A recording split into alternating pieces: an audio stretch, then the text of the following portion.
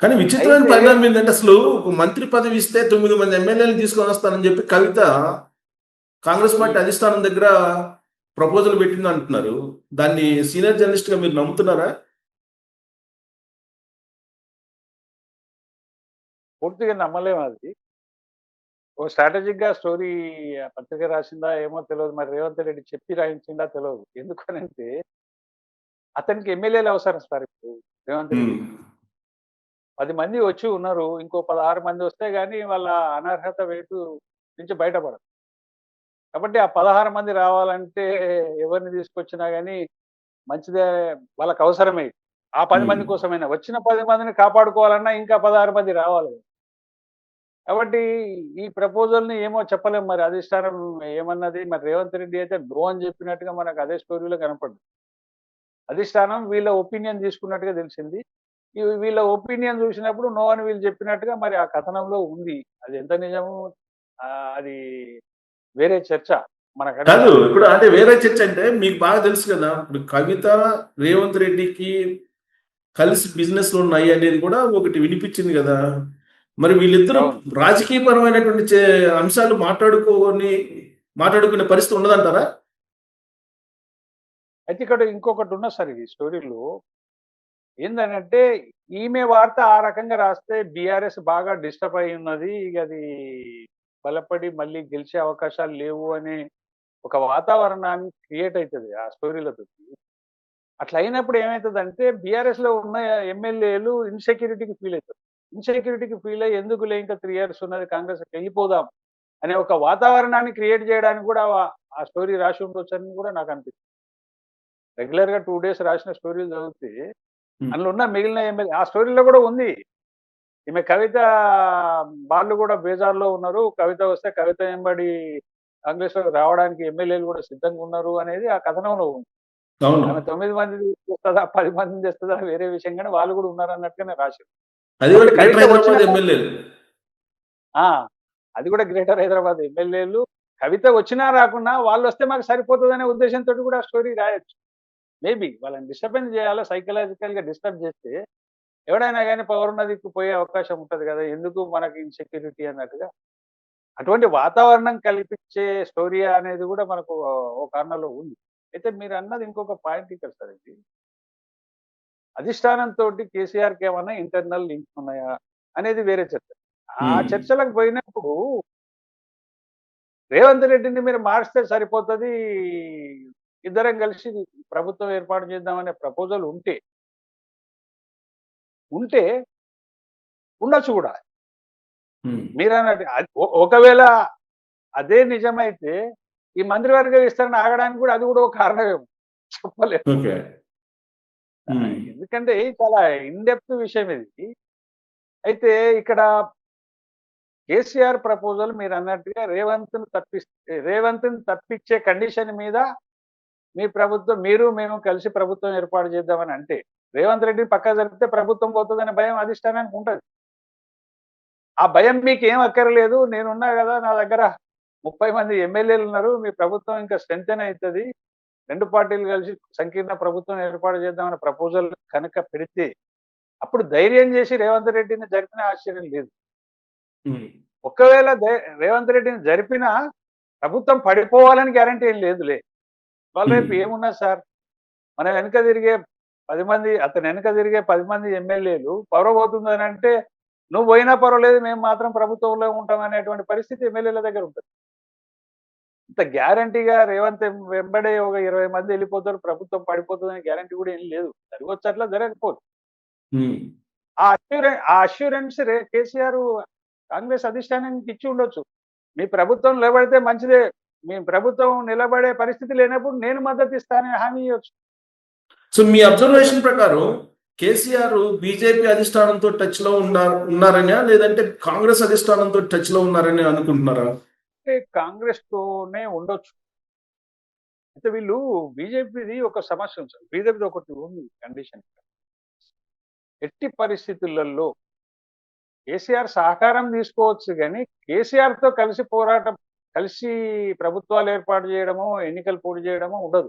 అది మాత్రం మీరు గ్యారంటీ రాసుకోండి. ఉమ్. టీఆర్ఎస్ బీఆర్ఎస్ బీఆర్ఎస్ సహకారాన్ని తీసుకోవచ్చు ఏదో రూపంలో వాళ్ళ అవసరానికి. ఉమ్, కానీ కలిసి పోటీ చేయడం, కలిసి ప్రభుత్వం ఏర్పాటు చేయడం మాత్రం ఎట్టి పరిస్థితిలో ఉండదు.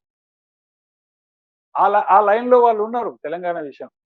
ఓకే. లోన్లీగా రావాలి, లోన్లీగా రావాలని వాడుకుంటారు కానీ వాడుకోబడరు. ఆ కండిషన్ ఉన్నప్పుడు బీజేపీ అధిష్టానంతో వాళ్ళ కేసీఆర్ మాట్లాడిందని నేను అనుకుంటలేను. మాట్లాడి గిట్లాడి ఉంటే ఒకవేళ రేవంత్‌ను అనివార్యంగా జరపాల్సిందే, లేకపోతే మాకు ఇబ్బందులు వస్తాయనే భయం కేసీఆర్‌లో ఉంటే ఖచ్చితంగా ఇంటర్నల్‌గా అధిష్టానంతోటి మాట్లాడుండొచ్చు. రెండోది కాంగ్రెస్ అధిష్టానం కూడా ఇంకో విషయం చూస్తది సార్ ఇక్కడ. He is the enemy of BJP. ఈయన బీజేపీ వ్యతిరేకి అని నమ్మితే సరిపోతది చేయొచ్చు. అవును. బీజేపీకి వ్యతిరేకమైన పొలిటికల్ లైన్ బలంగా కేసీఆర్ దగ్గర కనపడ్డప్పుడు వాళ్ళు కూడా నమ్ముతారు. ఉమ్, ఎవరిని? కేసీఆర్ స్ట్రాటజీని వాళ్ళు కూడా ఓన్ చేసుకునే అవకాశం ఉంది. అవును. ఎందుకంటే పోయిన పోయిన లాస్ట్ 5 ఇయర్స్ పీరియడ్ కేసీఆర్‌ది అందులో టీఆర్ఎస్, బీజేపీ వారే మనకు కనపడ్డది. ఇంటర్నల్‌గా అండర్‌స్టాండింగ్ ఉందనేది చాలా మంది చెప్పిర్రు గానీ, అందులో కొంత ఉండొచ్చు, నిజం ఉండొచ్చు, కొంత అబద్ధం. కానీ ఇతను చేసిన రాజకీయాలు బీజేపీ నాయకత్వానికి నచ్చలేదు. ఉమ్, నచ్చకనే చివరికొస్తే బీఆర్ఎస్‌ను ఓడించడమే లక్ష్యంగా అసెంబ్లీ ఎలక్షన్‌లో స్ట్రాటజీ చేసిండ్రు. బండి ఉమ్, సంజయ్‌ని జరిపేసి. బండి సంజయ్‌ని జరిపేసి ఉండకపోతే హంగ్ అసెంబ్లీ వచ్చేదేమో. ఓకే. హంగ్ అసెంబ్లీ వచ్చేదేమో. అయితే వాళ్ళు కూడా ఇంకొక లైన్‌లో కొంతమంది ఇంకో డిఫరెంట్ కూడా చెప్తున్నారు. ఉమ్, ఏం చెప్తున్నారంటే ఎంపీ ఎలక్షన్‌లో బీజేపీకి సహకరించాలి కేసీఆర్. ఎమ్మెల్యే ఎలక్షన్‌లో మేము మీకు సహకరిస్తామని అదేదో ఇంటర్నల్ అండర్‌స్టాండింగ్ అని కొంతమంది చెప్తున్నారు. అది నాకు నమ్మకం అవును. అనిపియలేదు. అది అవును. ఒకవేళ అదే నిజమై ఉంటే ఒకవేళ అదే నిజమై ఉంటే బీజేపీ స్ట్రాటజీ ఫెయిల్ అయింది కదా! ఉమ్, ఇప్పుడు బీఆర్ఎస్‌ని గెలిపించడానికి బండి సంజయ్‌ని జరిపి ఉంటే దాని రిజల్ట్ ఎటు పోయింది? కాంగ్రెస్ వైపు పోయింది గానీ బీఆర్ఎస్ వైపు పోలే. ఎమ్మెల్సీ ఎన్నికల్లో బీజేపీకి కోఆపరేట్ చేసింది బీఆర్ఎస్ పార్టీ అంటున్నారు కదా. మీకు ఇంతకుముందు ఒక విషయం చెప్పాను నేను. బీజేపీ వాడుకుంటది తప్ప వాడుకోబడదు. ఆ అవును. స్ట్రాటజీ బీజేపీ తెలంగాణలో. వాడుకోబడ ఓకే. వాడుకోవచ్చు. కానీ ఓకే. తాను వాడుకోబడదు. తాను ఆ, వాడుకోబడదు అనేదే ఇప్పుడు కేసీఆర్‌కు సమస్య అయితుంది సార్. ఓకే. సమస్య ఎక్కడొస్తుందంటే నన్ను వాళ్ళు వాడుకోగలుగుతుర్రు తప్ప వాళ్ళు నాకు వాడుకోబడడం లేదు అనేది ఓకే. కేసీఆర్ సమస్య కాబట్టి కాంగ్రెస్ అధిష్టానంతోటి ఇంటర్నల్‌గా మాట్లాడి ఉండొచ్చు మేబీ. ఓకే. ఇదంతా ఒక ఎత్తు అయితే బీజేపీ ఏదైనా మహారాష్ట్ర ఫార్ములా లాగా ఏక్నాథ్ షిండేని క్రియేట్ చేసే అవకాశం ఉందా ఇప్పుడున్న పరిస్థితుల్ని అనుకూలంగా మార్చుకొని? ఉండొచ్చు. ఇప్పుడు ఇప్పుడు తెలంగాణ స్టేట్‌లో ఉన్న 3 ప్రధాన పార్టీలు, 2 జాతీయ పార్టీలు, ఒకటి లోకల్ పార్టీ. గొడవ ఎక్కడ జరుగుతుంది? జాతీయ పార్టీలో లేదు. లోకల్ పార్టీలో గొడవ జరుగుతుంది. దాన్ని అడ్వాంటేజ్‌గా తీసుకునే ప్రయత్నం బీజేపీ చేస్తది. కాంగ్రెస్ కూడా చేస్తది. అందులో ఒకటే పార్టీ చేస్తదని ఏం లేదు. ఎవరి స్ట్రాటజీ సక్సెస్ అయితే వాళ్ళకి లాభం జరగదు. ఇప్పుడు జరుగుతున్న బీఆర్ఎస్ క్రైసిస్ చూస్తే అది ఎవరు అడ్వాంటేజ్‌గా తీసుకోగలుగుతారో వాళ్ళకి అడ్వాంటేజ్ అయితది. వాళ్ళ స్ట్రాటజీలు కరెక్ట్ ఉంటే ఎవరికి లాభం కలగో అది కాంగ్రెస్‌కి జరగొచ్చు, బీజేపీకి జరగొచ్చు. దాన్ని వాడుకుంటారు ఖచ్చితంగా. అది వాడుకోకూడదు అనేది ఏం లేదు కదా సార్. ఇప్పుడు కవిత మాట్లాడుతున్న విషయాలు బీజేపీని బీఆర్ఎస్‌లో కలుపుతారు అని అనేది అది బీజేపీకి డ్యామేజ్ చేస్తుంది. హ్మ్. ఓహో! ఈ స్ట్రాటజీ ఉందా అని అనుకుంటారు కదా ప్రజలు. అదో రకంగా కవిత చేస్తున్న కామెంట్లు మొత్తం బీజేపీకి నష్టం చేసేటివి. నష్టం చేసేటివి. కాబట్టి అది అందుకే అందుకే బాగా వాళ్ళు ఏం చెప్తున్నారంటే ఇవాళ బీజేపీ వాళ్ళు మాట్లాడారు. ఎప్పుడైతే బీఆర్ఎస్ పార్టీ ఎమ్మెల్యేలు టచ్‌లోకి వస్తున్నారో బీజేపీ తోటి అప్పుడల్లా ఇలాంటియే ప్రచారం చేస్తున్నారు అంటారు. వాళ్ళు ఇంకో బాంబు వేస్తున్నారు బీఆర్ఎస్. ఆ! ఆ! ఎమ్మెల్యేలు టచ్‌లో ఉన్నారు కాబట్టే మీరు అట్లా మాట్లాడుతున్నారు. అవును. అంతే మరి అంతే అది ట్రయాంగులర్ పాలిటిక్స్ ఇవి. ఓ 2 మిగిలిన 2 పార్టీల మీద ఎవడైనా అబాండాలు వేస్తుంది. ఇప్పుడు కాంగ్రెస్ ఏస్తది, బీజేపీ ఏస్తది, బీఆర్ఎస్ ఏస్తది. ఇదంతా హ్మ్. కన్‌ఫ్యూజన్ పాలిటిక్స్‌ను ఎస్టాబ్లిష్ చేసిర్రు ఇప్పుడు ప్రస్తుతం అయితే తెలంగాణలో. ఏది క్లారిటీ లేదు ఏ పార్టీలో కూడా. ఇక్కడ ముఖ్యమంత్రి కూడా అదేంది భద్రతా భావంతోటి ముఖ్యమంత్రిగా కొనసాగుతున్నాడని కూడా ఏమో అనుకోవాల్సిన అవసరం లేదు. ఆయన కూడా ఒక అభద్రతా భావంలోనే ముఖ్యమంత్రిగా కొనసాగుతున్నట్టు అనిపిస్తుంది. బీఆర్ఎస్ పరిస్థితి చూస్తే అట్లే ఉన్నది. బీజేపీ ఏమో గాఢ నిద్రలో ఉంది కానీ లేవలేదు. 3 పార్టీల ఏ పార్టీ పరిస్థితి సరిగ్గా లేదు. అయితే ఇక్కడ సీఎం సెంట్రిక్ గా మన దగ్గర మీడియాల కథనాలు వస్తలేవు.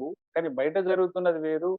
మీడియాలో సరే పవర్లు ఉన్న వాళ్ళకి ఎవరైనా భయపడతారు. అది మీడియా భయపడుతుంది కాబట్టి ఆ కథనాలు ఏమో వస్తాయి. కవితది ఒకటే వస్తుంది. కవితది సరే ఇప్పుడు అసలు ఇప్పుడు క్లారిటీ తెలంగాణ సమాజానికి ఇప్పుడు రాజకీయ వారసత్వం కోసం కవిత కేటీఆర్ పోటీ పడుతున్నారా లేదంటే ప్రాపర్టీస్ సంబంధించా ఏంటి ఇంకేమన్నా ఉందా? 2 ఉన్నాయి సార్. రీజన్స్ 2. ఒకటేమో రాజకీయంగా వారసత్వం అని నేను అనుకోను. చాలా మంది వారసత్వం పోటీ అని అంటారు కానీ నేను అట్లా ప్రెజెంట్లీ ఆమె బయట భ్రష్ట్ అయింది వారసత్వం కోసం అని అనుకోను సార్. ఆమెను ఏం చేసిందంటే మీకు ఇంతకుముందు చెప్పిన ఐసోలేట్ చేస్తున్నారు ఆమె. అది ఆమె భరించలేకపోతుంది. ఇప్పుడు పొలిటికల్ లీడర్ గా కూడా ఉంచే ఇష్టంలో వాళ్ళు లేరు. ఆమె కంప్లీట్లీ తెరమరుగు చేద్దామనే ప్రయత్నం ఉన్నది. అందుకనే ఆమె ఇప్పుడు వేరే దారులు వెతుకుతుంది. ఆమె సొంత పార్టీ పెడుతుందా, జాగృతి అంటదా, కాంగ్రెస్ లో కలుస్తుందా, ఏం చేస్తుందో తెలియదు. కానీ ఇప్పుడు ఆమెకు అంత బలంగా ఆస్పిరేషన్స్ పెరిగి ఉన్న మహిళ 11 సంవత్సరాల నుంచి వాళ్ళ తండ్రి ముఖ్యమంత్రిగా ఉన్నాడు. ఇవి ఆస్పిరేషన్స్ బ్రహ్మాండంగా పెరిగి ఉంటాయి. ముఖ్యమంత్రి అని కాకుండా కూడా ఒక సుపీరియర్ పోస్ట్ లో ఉంటా అనే ఒక నమ్మకంతో ఉన్నది. అవి ఎందుకు వన్ టైమ్ లో అవన్నీ చంపేసుకుంటారు సార్? చంపేసుకోదు కదా. సో ఇప్పుడు ఆల్రెడీ వాళ్ళు ఇప్పుడు యాక్చువల్ గా వేరు ఫ్యామిలీలు కదా సార్. కవిత గారిది వేరే ఫ్యామిలీ, కేసీఆర్ గారిది వేరే ఫ్యామిలీ. ఉమ్మడి ఫ్యామిలీ అయితే కాదు కదా ఆస్తులు పంపకాల గొడవలు రావడానికి. ఎందుకు సార్? మన దగ్గర కొడుకు కూతురు సమాన హక్కు ఆస్తులు అనేది మన దగ్గర చట్టం ఆల్రెడీ ఉంది. దాని ప్రకారంగా మనకు తెలిసిన కేసీఆర్ ఆస్తులు, బహిరంగంగా ప్రజలకు తెలిసిన ఆస్తులు, అవి ఎలాగో కొడుకు ఎన్ని చెందుతాయో కూతురు కూడా అన్ని చెందుతాయి. అందులో ఏం గొడవ ఉండదు. గొడవ ఎక్కడ ఉంటది అని అనుకున్నప్పుడు ఖచ్చితంగా ఇల్లీగల్ అసెట్స్ ఏమైనా కేసీఆర్ ఉన్నాయా, బినామీలు ఎవరు, వాటి పంపకం కోసమే సెకండ్ పాయింట్ అది. ఫస్ట్ పాయింట్ ఏమో పొలిటికల్ ఐసోలేట్ చేస్తున్నారు. సెకండ్ పాయింట్ ఏముంటది, మొత్తం మా తండ్రి ఇల్లీగల్ ఆస్తులు ఏది ఉన్నాయని కొడుకే పోతాయనే ఆ ఫైట్ లో నాకు కూడా సమాన వాటా రావాలనే ఫైట్ ఉంటుంది. అది రెండో కారణమే. ఈ 2 కారణాలు ఉంటాయని, ఒకటే కారణం అని కాదు, 2 కారణాలు ఖచ్చితంగా ఉంటాయి. ఆ గొడవ కూడా ఇంటర్నల్ గా ఉన్నట్టే మనకు అనిపిస్తున్నది. బయటికి పొలిటికల్ గా ఏదో ఈమె తిరుగుబాటు చేసిందనో లేకపోతే ఈమెకు అదేంది వారసత్వానికి పోటీ పడుతుందనే చర్చ తప్ప, వారసత్వం కంటే పొలిటికల్ ఐసోలేట్ చేస్తున్నది ఒకటి, అసెట్స్ మొత్తం కొడుక్కే ఇచ్చేస్తాడనే భయం ఒకటి. ఈ 2 ఇక్కడ షర్మిలా జగన్ ఎపిసోడ్ తోటి ఈ ఇద్దరు ఎపిసోడ్ ను పోల్చొచ్చా? అసెట్స్ విషయంలో పక్కా పోల్చొచ్చు. ఇప్పుడు రాజశేఖర రెడ్డి లీగల్ ఆస్తులు ఏమి పోవు సార్ ఎవరికి, షర్మిలకు. యాజ్ పర్ రూల్ ఆమె కూడా చెందుతాయి. ఇక్కడ సమస్య ఎక్కడ వస్తుంది? పొలిటికల్ లీడర్స్ ఫ్యామిలీలలో వస్తున్న గొడవ ఇది ఏంటంటే ఇల్లీగల్ ఆస్తులు. ఆ ఇల్లీగల్ ఆస్తులు బయట చెప్పలేము, కోర్టుకు ఎక్కలేము. వాటి పంపకం దగ్గరనే గొడవ వస్తుంది. అదేమైతుంది? ఆ గొడవ రాజకీయ రూపం తీసుకుంటుంది. షర్మిల ఎట్లా తీసుకుంటుందో రాజకీయ, ఇప్పుడు ఈమె కూడా అలాగనే తీసుకుంటుందేమో కదా. ఇప్పుడు 10 years లో ఒక విషయం ఇక్కడ రావు గారు, లాస్ట్ ఎండింగ్ పీరియడ్ లో మన కేసీఆర్ గారు అనేక రాష్ట్రాలు తిరిగిండ్రు, అనేక సందర్భాల్లో వాళ్ళకు ఫండింగ్ చేయడానికి రెడీ అయ్యిండు. ఆయా పార్టీలకు, రీజనల్ పార్టీలకు అన్నింటికి దేశవ్యాప్తంగా ఫండింగ్ నేనే చేస్తాను, నన్ను రాష్ట్రపతి ఉప ప్రధానం చేస్తే నేను ఫండింగ్ చేస్తాను ఆయనే చెప్పిండు అనేది ఆయన daily based senior journalist Rajdeep Sardesai చెప్పింది. ఆయనతో చెప్పింది సాక్ష్యం ఇంకేం అక్కర్లేదు. అంటే ఓల్డ్ సీనియర్ రీజనల్ పార్టీలు దేశంలో ఉన్నాయి. ఎవడు కూడా అంత సంపాదించి లేడేమో అనిపిస్తుంది నాకు. కేసీఆర్ అంత డేర్ చేసి ఇన్ని పార్టీలకు ఇంత పండిస్తా అని చెప్పిందంటే ఎంత సంపాదించి ఉంటే ఆ అష్యూరెన్స్ ఇవ్వాలి వాళ్ళకు.